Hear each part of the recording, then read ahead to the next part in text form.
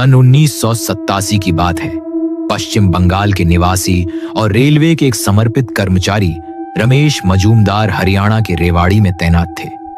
अपने परिवार से 1500 किलोमीटर दूर रहने की थकावट ने उन्हें एक बड़ा फैसला लेने पर मजबूर किया।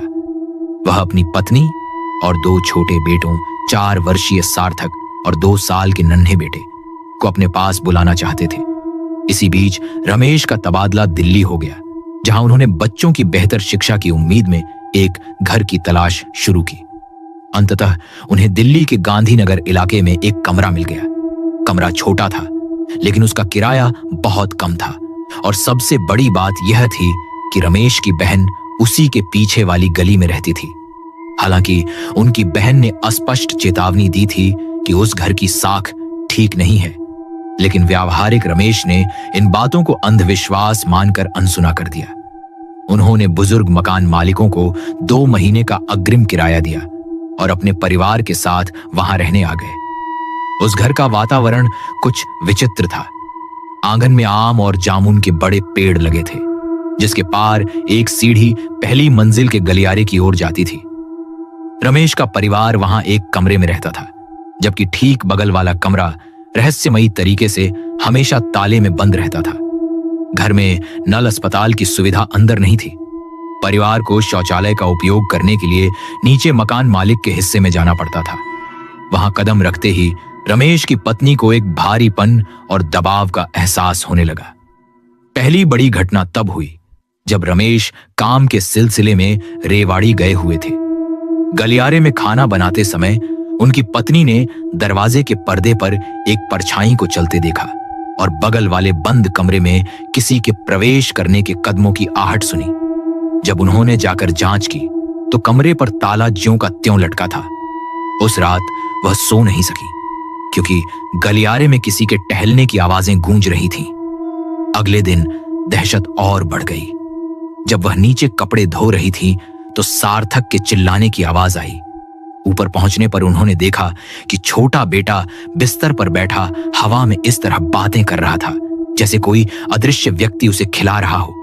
सार्थक ने कांपते हुए कहा कि कमरे में हाउ, बंगाली लोक कथाओं का भूत, मौजूद है।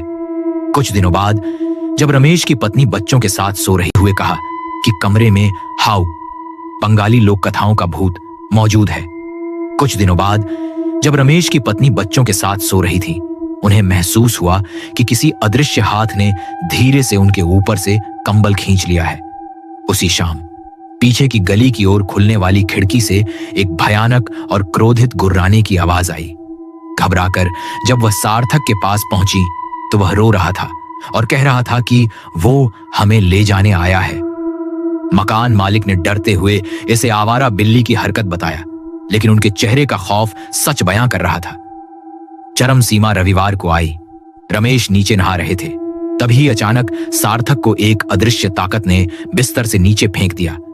जब मां उसे चुप कराने लगी तो उनके कान के पास एक महिला की आवाज फुसफुसाई, यहां से निकल जाओ वरना मैं सबको मार डालूंगी।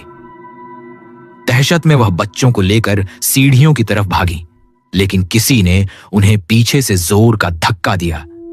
वह सार्थक के साथ सीढ़ियों से नीचे गिर पड़ी, जिससे बच्चे के सिर पर गहरी चोट आई। रमेश ने अब भी इसे उनकी लापरवाही मानकर डांटा।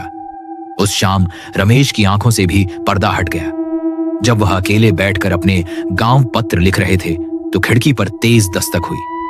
चोर समझकर उन्होंने पुलिस बुलाने की धमकी दी। तभी कमरे की हवा बर्फीली और भारी हो गई। उन्होंने पर्दा हटाया और सुन्न रह गए। पहली मंजिल की खिड़की के बाहर हवा में एक लड़की तैर रही थी, जिसकी आंखें फटी हुई थीं और बाल बिखरे थे। उसने रमेश की आंखों में झांकते हुए वही चेतावनी दी, अभी चले जाओ वरना कोई जिंदा नहीं बचेगा। रमेश ने सुबह होने का इंतजार भी नहीं किया। वह तुरंत अपनी बहन के घर भाग गए और अगले ही दिन अपना जमा पैसा वापस मांगा। मकान मालिकों की लाख मिन्नतों के बावजूद रमेश ने तुरंत घर खाली कर दिया। सालों बाद उन्हें कड़वा सच पता चला। वह बंद कमरा मकान मालिक की बेटी का था, जिसने प्रेम विवाह की अनुमति न मिलने पर आत्महत्या कर ली थी। गुस्से और शर्म में डूबे माता पिता ने उसका अंतिम संस्कार भी ठीक से नहीं किया था। उसकी और उसके प्रेमी की आत्मा वहीं भटक रही थी।